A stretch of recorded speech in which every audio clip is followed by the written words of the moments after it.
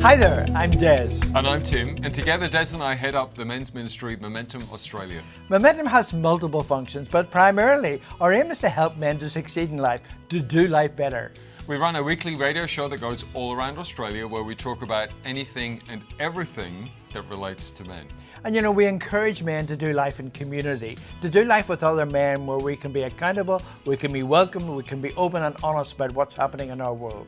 We'd love you to have a look around our website. That's momentumaustralia.org. There you'll find a bunch of resources to help you on your journey and all of our previous episodes and topics. We thank you for your interest in Momentum Australia, and we hope you enjoyed this video today. Okay, well, welcome to Momentum. It is really, really awesome to have you tuning in wherever you may be. And that is around Australia or maybe around the world, wherever you're catching us on the podcast space as well. It's so great that you have found us and you've come to spend some time with us today. And we've got an awesome, awesome show lined up for you. And we don't always say that, but I suspect that this show is going to be really, really awesome and also really crucial for where we are currently at in life. Yeah. Anyway, that's another story. Des, how are you, my friend? Are you good? Yes, I'm really good. Looking forward to this show. It's going to be really, really interesting. It's an interesting subject, and I'll let you introduce the subject in a minute. But it's really will be just open and honest about the world that we all live in, which is really cool. But while I've got control of the microphone, let me just talk about our website, momentumaustralia.org. It's an amazing website. We've been really blessed with it. And so you can give us feedback. We don't get that much feedback. We'd love to get more feedback. But you can ask questions. You can listen to all our podcasts all on there. And if you want to support our ministry, please you do that by clicking the donate button on our website. And we're our ministry. We don't take any salary out of it, and so we really would love your support in that ministry. And also, we've just started a YouTube channel. So there's Momentum for Men on YouTube, and you can access that out of our website as well. And we have a weekly show, the previous shows that we recorded in video, and so you can see them as well as hear them, which is scary for me. Not so much for Tim, he's a good-looking guy, but for me, it's all good. Tim, how are you, my friend? I'm really well. Actually, I am super excited about the show, but we'll get to that in a moment. But I just want to say, with regards to the YouTube, I mean, the truth is a lot of stuff is visual these days. And so we wanted to step into that space as Momentum and go, listening to us, that's one thing, but you can engage differently when you see something and see someone, and most importantly, our guest as well, which we'll get to in just a moment. But of course, just quickly, refreshing the Momentum care line number as well. And we got this number, I think, just over a year ago, Des. Yeah. It's 1-800-000-636. And we got that number specifically to go, if you don't have somebody in your world you can have a conversation with, or you have people, but you just don't think that this is a topic you want to share with them and you need a confidential space. Yes, there's Lifeline. Yes, there's Beyond Blue. And now you've got the Momentum care line as well, which is 1-800-000-636. And just urge you to make use of that.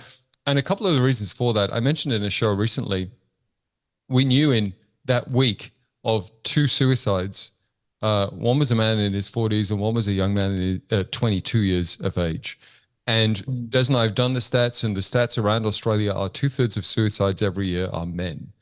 And that breaks our heart because men are choosing that over actually choosing to live and choosing to be part of their family. They think that's the best way out. And we want to absolutely refute that at Momentum and say there are other options. If you are listening right now and you're in that space, please do not suffer in silence. There are places you can go to, 1-800-000-636. And of course, our website, momentumaustralia.org. Flick us an email and we'll see what we can do to help you out, connect you with some people who can help you in your circumstances. Please do not suffer alone in silence. One of the core messages from Momentum. Talking of which, the show that we're about to launch into is exactly this. We are told in the news and in social media that in Australia, we as a nation are suffering from a mental health crisis. And sadly, recent statistics would indicate that headline is absolutely true. Yeah, some of the numbers are amazing. Like 1 in 5 adults and 1 in 7 young people have experienced mental health disorder in the last 12 months. 4.8 million, or 18% of the Australian population, are feeling mental health related, or are having health-related prescriptions in the last 12 months. That's just unbelievable. And as a nation, we've spent $12.2 billion on mental health services in the last 12 months.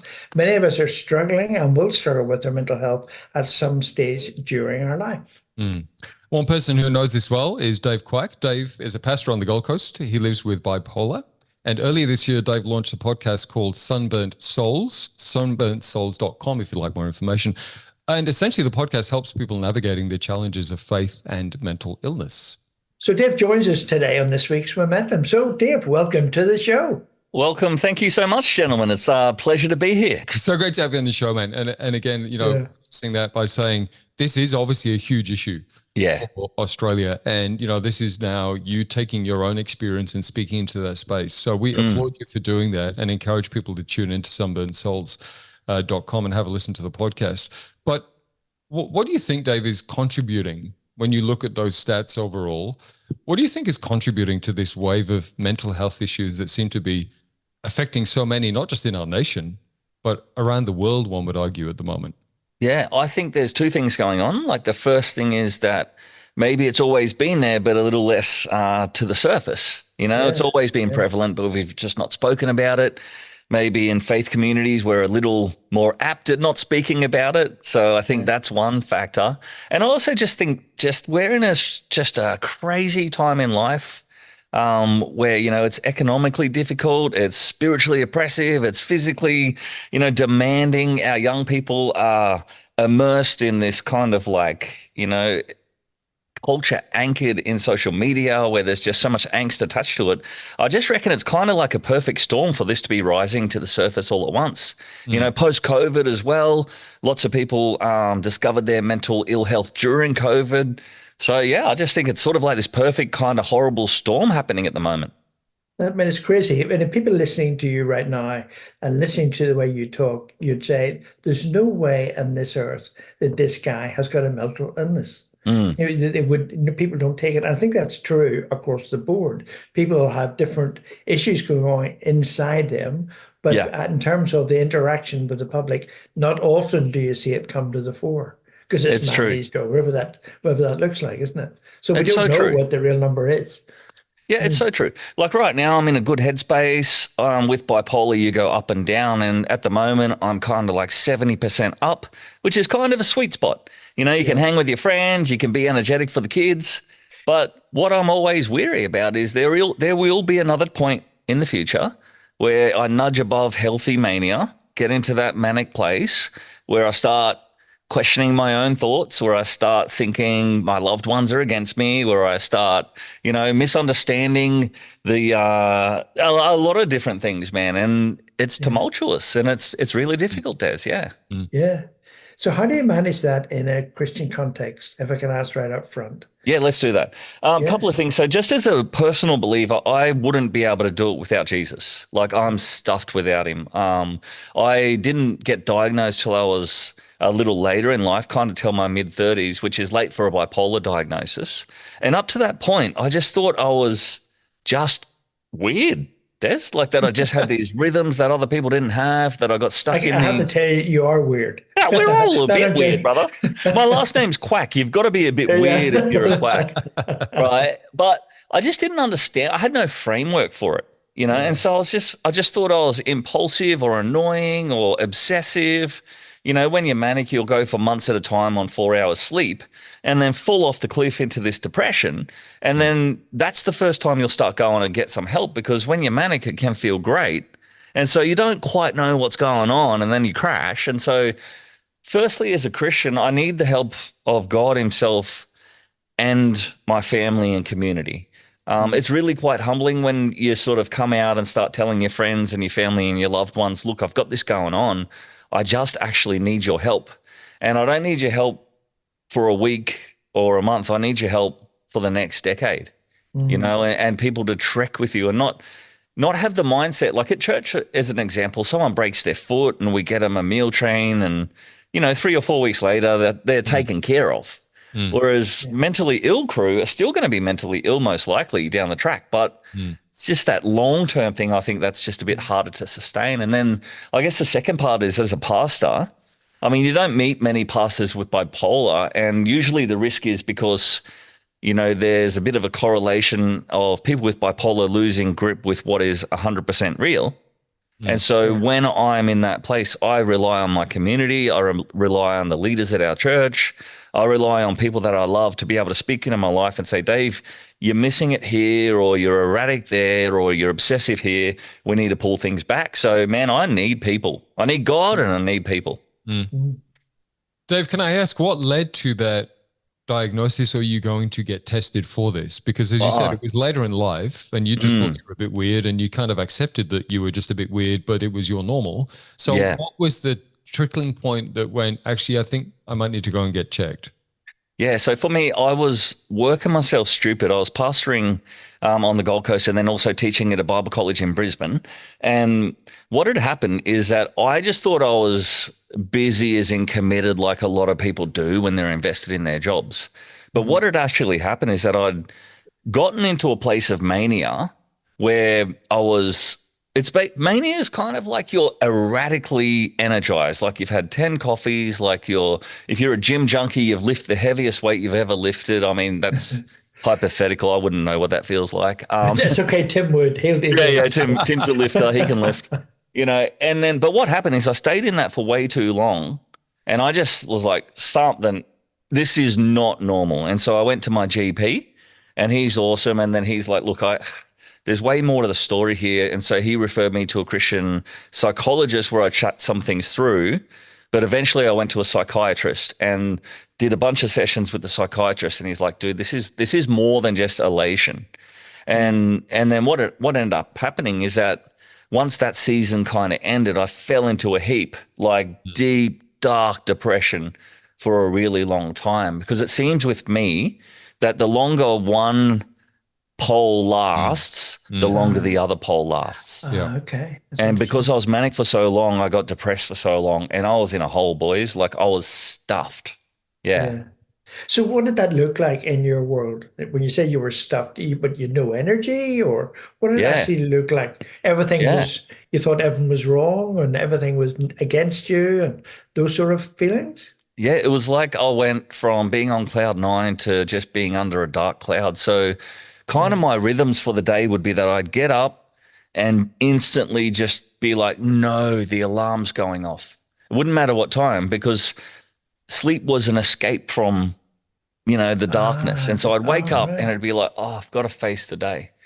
And I'd get up and I'd be like balancing a trinity of like, the Holy Spirit and caffeine and prayer, just be like, oh. And so I'd try to get through the day. And I was still an active pastor at that time. I'd finished the job in Brisbane. And so I was working 3 days a week as a pastor. I spread those 3 days over the whole week. And my goal was to get to 3 o'clock every day. And somehow I'd get there and I'd endure the meetings. And then by 3 o'clock, I'd get home on a chair like this, chuck a man robe over myself, like a cuddly man robe over my head, and just be like in this sort of sensory deprivation place and just sit there as long as I could, just to try to escape. And, and then my wife would get the kids and they'd come home, and everything in me would want to just go and play with them and hang out with them and stuff. But I just couldn't. I was just knackered, and I could hear them laughing, and I could hear my daughter interacting with my wife, and, they got lots of common interests, and I could picture my son sitting there by himself and with no capacity to go do anything about it. It was crap. It was absolute crap. Wow. Yeah. Dave, tell us about, obviously that's impacting your wife and your family, but tell us about your friendships around that time as well. Because again, we just talked at the beginning of the show, and it is a common theme through Momentum of men, stay connected, get connected, and not just surface level, but talk about your stuff. Yeah. So tell us about that for you when you're in that dark space. Is there even a capacity for you to have those sorts of relationships with other guys? So one person who was very instrumental was my friend Brad. And so he and I had been in ministry together for a long time, so he knew me and he knew something was wrong. He didn't know quite what it was. But every Friday he would make me come to coffee and make me walk the beach at Coolangatta. And I'd try to get out of it, and I'd try to call in sick, and he'd be like, nah, we need this. And when we're there, he's encouraging me, and because there's the spiritual side you need, but there's also physiological and biological, and so getting out. And so for him, for a year, every Friday just made me walk, and I know that's a big commitment. He had a young family. It took him away from the before school fun, but he was committed to me. And so I think that exemplifies what people with mental illness need, is someone who's going to just be with them. And sometimes we talk about the deep things of the soul, and other times we talk about fishing, but I knew he was there for me when the soul chats needed to happen. Yeah, it's interesting. I mean, one of the things that we talk about in Momentum all the time, and it's critical for us as men, is to have that person that we can rely on, that we can talk to, we can be open and honest with. And when that's in a men group, or whether it's just as a really close mentor, friend, whoever that looks like, we don't do life on your own. And guys who are listening, guys, don't do life on your own. Find that safe place, that safe person. And whether you're walking a beach, or whether you're fishing or playing football, whatever it looks like, have that one person as a go-to person. Yeah, absolutely. Say that all the time. Just before we launch into the second part of the show, gents, I had this as I was prepping for the show, and I just got this morning. I want to share it because I think this is good for guys to hear. Admitting you have struggles doesn't make you a failure. It makes you human. Yes. And I think for guys, we can often think that admitting that we have struggles means that we're failing, not just as a human, but as a man. And I think the reality is we need to shift that and go, no, all humans, we're all human. We all have struggles. It's not just that men are bulletproof, and we need to get past that point. Admitting that you have struggles doesn't make you a failure. It makes you human. I just wanted to start off by saying that. Yeah, I mean, men have, over the decades, last 100 years or whatever, been in that position where, they came back from the war, they were supposed to be strong, they were, and it was really bad. My grandfather came back from the war and was a broken, devastated man. And, he became an alcoholic. He didn't talk about what was happening in his world, and nobody around him was equipped to help him through that. Now, I think that relates to mental illness as well. Yeah. I mean, the good thing is we've had over the years, and Dave will come to your story in a moment, but I mean, I remember Buddy Franklin from the Sydney Swans coming out and saying he had some challenges a few years back. I think Grant Denyer took some time out from Channel 7 because he had some mental health issues. So, I mean, it's starting to get a bit more prevalent within the male space in Australia, but I think we've got some work to do. And so Dave's podcast, Sunburnt Souls, encouraging people to listen to that because it navigates the challenge of mental illness, but also how do we balance that if we have a faith as well? And so, Dave, without further ado, let's step into that space because this is your journey. You're a pastor. You have bipolar. We didn't get to the part in your story to go, what were the treatments for your bipolar? And I'm assuming it's medication. Is that right? Is that what keeps you fairly stable? Yep. So it took a while to figure out the medication balance because a lot of them, the medications for mental illnesses like bipolar take kind of 2 weeks to get working. And if it's the wrong one, it takes another 2 weeks to get out of your system, and then you try a new one. But through the process, I ended up becoming kind of like, I don't know, just healed in a different way through 3 different medications. So I take 3, one for breakfast. I take an SSRI, which is a serotonin. You've probably heard about that. A lot of people use them for anxiety and depression. So I just take a low dose of that in the morning. And then I take a medication called sodium valproate, which is a mood stabilizer. I take 1,000 milligrams of that at nighttime. And then right before bed, I have something called Seroquel, which is the name brand. I can't remember the medical term. It's really massive, but it's an antipsychotic. And so between the 3 of those, they seem to manage me. And when I'm super manic, I'm allowed to go up a little higher with my antipsychotic just to help bring it down. Okay. Wow. Yeah. So these don't stop you having your episodes. It just kind of maybe brings the peaks down. Yeah. It makes them less intense. Right. So I can tell really quickly if I don't take my medication and I have a manic episode, it's 10 times worse than if I've had medication. And so really? kind of, and my take on it as a pastor. So I was one of those 23-year-old really annoying youth pastors back in, the early 2000s, where if there was anyone who was sick or whatever, you just quickly grab them, pray as loud as you could, shake around, get in tongues, and, okay, you're free now. Walk in freedom, and everything's sorted. And look, I love that happens to some people. It does. Some people get set free in a prayer. Awesome. So on one hand, there is definitely a spiritual side to all of this. Yeah. And then you've got on the other side where there will be people who think, okay, no. Mental illness has got nothing to do with spirituality. It's all biological or physiological or whatever.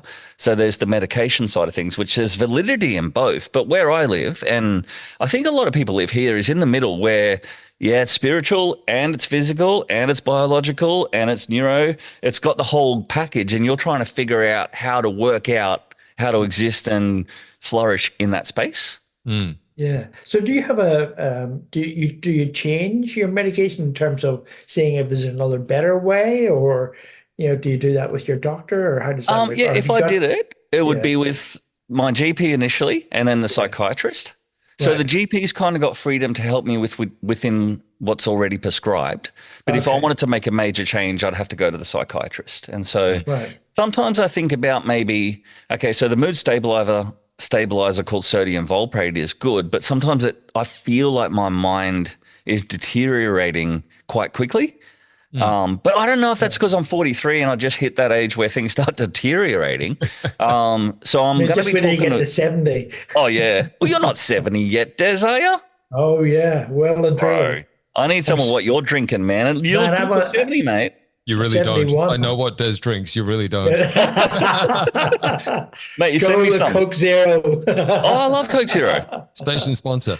Yeah, that's it, brother. Hey, now, just, Yeah. I'm going to bring this back on track. Hold on. Let's just get back off that. Good, But I do want to just explore the church space a bit, Dave, because Yeah. I mean, I too have been in certain churches, and I won't name them, where they have encouraged people to literally just go cold turkey off the meds, throw them in the bin, and believe that God's going to heal them. Right. I mean, I've been in those sorts of churches too, and I think that's pretty dangerous. And you have a show on your podcast, which I thought was really interesting, and it's called Why Church Can Be Horrible for the Mentally Ill. Yeah. I didn't get to listen to it, but explain to us why you think that is. Is it just that? Is it that we've got these radical ideas that, God's going to heal you, you can ditch your medication, or there's the extreme end of that where, no, all of this is part of God's plan. He's created doctors and people and given them insights and wisdom, and, Yeah. that why you say that church is a real challenge for the mentally ill? Yeah, so in that podcast, I had 3 practical and 1 theological. The theological was exactly what you're talking about. So just some of the misconceptions and the misunderstandings we have about healing and how it works and everything. But some of the practical things, like even the very first one was, I've got so much feedback saying, I'm so glad someone's saying this. So, okay, your statistics at the start of this podcast said 18% of people are already on some sort of prescribed medication, right? So Beyond Blue speculates that by the end of this generation, 25% of people will have an anxiety disorder to the point of needing intervention medication or something, right? So 25%. So just imagine 25% of people in church with an anxiety kind of propensity or social, like a social condition or something. And then the MC gets up and goes, all right, everyone, would you stand to your feet and high five, the 5 people around you, or give someone a hug or have a bit of small talk, right? Now, if you're an extrovert, you're like, who cares? I'll say hello to some people. But if you are really anxious, or if you've got like OCD, or if you're like, man, I'm stepping into church for the first time and I'm freaking out, to do that to someone can be a horrible experience. Yes. And so I think sometimes we just don't think through some of the implications that influence 25% of the church. That's really cool. I don't think we think about that in that sort of way. Yeah. It's really cool. And let's be honest, I don't know too many people that love the meet and greet moment. No, honestly, I'm learned to cope with it. I'm fairly introverted, but I mean I can cope with it, but I still don't look forward. I'm like, oh, here we go. It feels fake or something, right? Yeah. And like I get the implication that the intention is that we want people to connect and build community and stuff. But even if you just phrase it and said, okay, if you're feeling outgoing and extroverted, say good day to someone next to you. But if you want to just sit down and have a pray or read your Bible, you feel free to do that too. It still fosters the extroverts being able to say good day and have a hug or whatever, but doesn't wig out a quarter of the people. It's true. Let's pull out a second then, and let me ask you this, Dave. Do you think that the church generically responds well to mental health? Do you think they're open to having those discussions, or is this, we've still got some work to do within the church world about this area of our lives? Yeah. I think it's both. I think some churches are like, okay, we really, like, if you'd have to be blind not to see that this is the biggest epidemic in our culture, is that mental illness is so pervasive. So I think a lot of churches are trying to get ahead of the game, but I think just maybe unintentionally, or even just that it's not thought through. I just don't think we're good. I don't think we're there yet, Tim. I think we've got a long way to go, you know, and I love the church. I'm a pastor, man. I want the church to be good at this, but there is just so many, there's theological things and practical things and even pragmatic things that we do that I just think, man, we could just tweak that and do it a little better. I think, the fact that it's 25% of the people, like you say, who are in church have got this mental disorder of some description. And so I don't even think churches would be aware that 25% of their congregation have mental illness because they're Christians. And so they don't have mental disorders, right? And so it's not a subject that's on their horizon. Yeah. And it should be. Absolutely should be. Absolutely, it should be. And I mean, if church is supposed to be a place where we minister to people where they're at and they can come and find healing and restoration and wholeness, man, we got to be all over this. It really kind of, again, breaks down the barriers of, with respect. And when I say this, please hear my heart. We're not here to just rock up in our nice clothes and perform our way through church.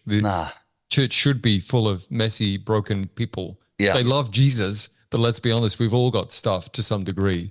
And it's going to look a little different for all of us to some degree. And that includes those that perhaps are struggling with a mental illness. And Dave, from your perspective, maybe change the tact of this conversation for a second, because I mean, we're saying, we've said the figures, like it's huge. It is a huge deal.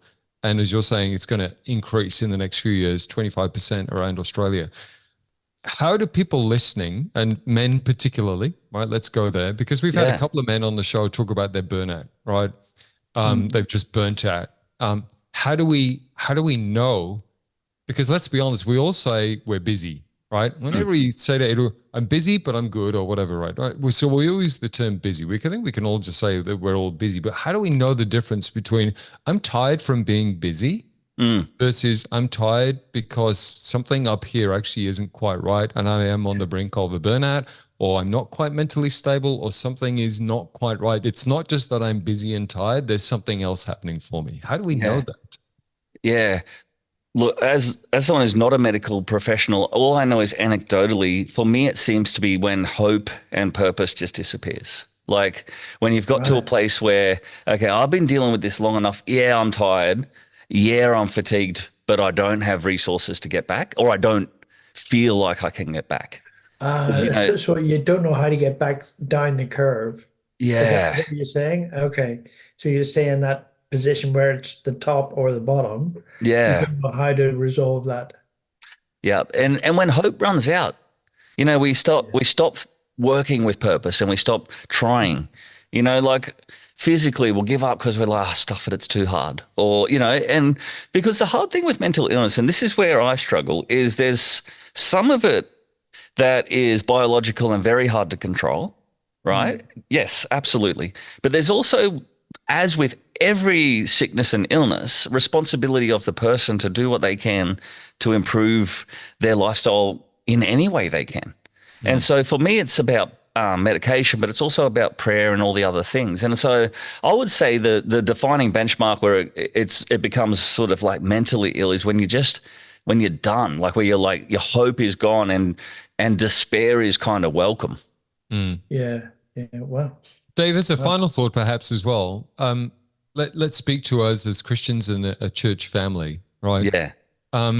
If we are in our church and we know somebody who has a mental health issue, or somebody comes into the church and they present with that, what is a really inclusive way of us interacting with that person? Like you said, to be sensitive to that. not that we're freaked out and we don't freak them out and make them feel like they're unwanted, but what's a healthy way of handling that? Yeah, so there's the practical things like there's meet and greet and a few other things. But I also think every person is just yearning for connection, right? And so they want to be included.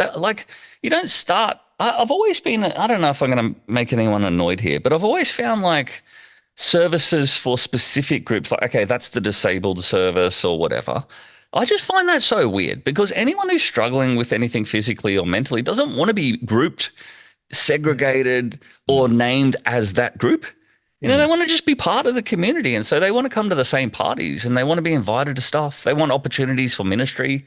It complicates things. But I mean, people are complicated and church is complicated. And I think it just is about going the extra mile and just thinking a little bit more deeply. And so, like, for example, I understand why it's difficult to let somebody with mental illness share from the pulpit, for example, right? Yes. Because they might get it wrong or whatever else. But isn't that the risk with anyone? Like, and isn't that the risk with any person who gets up? Like we're frail and we make mistakes and stuff. And so I honestly think people with mental illness need to be integrated and accepted in every area in church, the same as everybody else, and included and welcomed and championed. I mean, some of the most gifted people you'll meet have some sort of like mental illness, Yeah.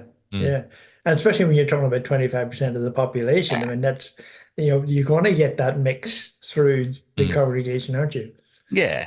And look, given sometimes it's scary, like I was volunteering at our youth a few weeks ago and this guy came in and was having a really intense schizophrenic episode, like really intense. He wasn't with himself and it scared a couple of the female leaders.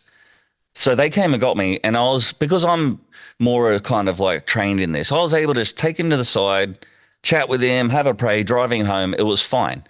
They would have been able to handle it if they had the equipping. So maybe it's also education, right? Like, so, we've got or even triage, like, okay, someone who's having a schizophrenic episode's probably out of the realm of pastoral care for most people. But if there's only a few people in the church who can do it, that's sweet. And so just I think equipping the saints for all body ministry. Yeah. Wow. It's funny, before you said that, my thought was exactly that. Maybe it's that we don't have the skills, the stuff to be able to, so we actually just back away and don't say anything. We kind of just ignore them because it's not that we don't want to include them. We're just not sure how to handle it. Exactly. And so I think it is It's that. awkward, I think it is perhaps having people in church that we go, okay, if this is going to be an ever-increasing issue, then we probably should be looking at equipping some people in the church to be able to deal with this. If and when it comes. It's been a great chat. Pastor Dave Quak has been our special guest on this week's Momentum. Check out his podcast, which talks about this, mental health, mental illness, and how do we balance that with faith. Sunburntsouls.com is Dave's podcast, and I guess it's just Sunburnt Souls if they Google Spotify. So the name of the podcast. Podcast is Sunburnt Souls, so it's just on Spotify and everywhere. And then the website sunburntsouls.com. Yeah. Certainly check it out because this is a really, really important topic and a really, really important conversation. And Dave, we really appreciate you sharing your story today and speaking into this space, man. I mean, it's, again, we all know that stuff is not wasted in the kingdom. And one would argue that this is your time to speak into this space because you're living it out and getting those around you and being a voice and a light of reason in this space as well, mate. So it's been really great having you on Momentum, man. Thank you. Well, it's been my pleasure. And to you guys as well. I think what you're doing is amazing. And I pray, you're at 45 stations at the moment. See that double in the next couple of years because what your guys are saying is so necessary. So it's great to be on team together, guys.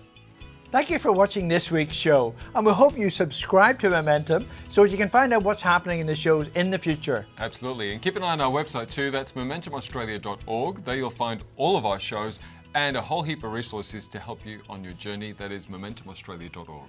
Until next time, keep moving forward with Momentum.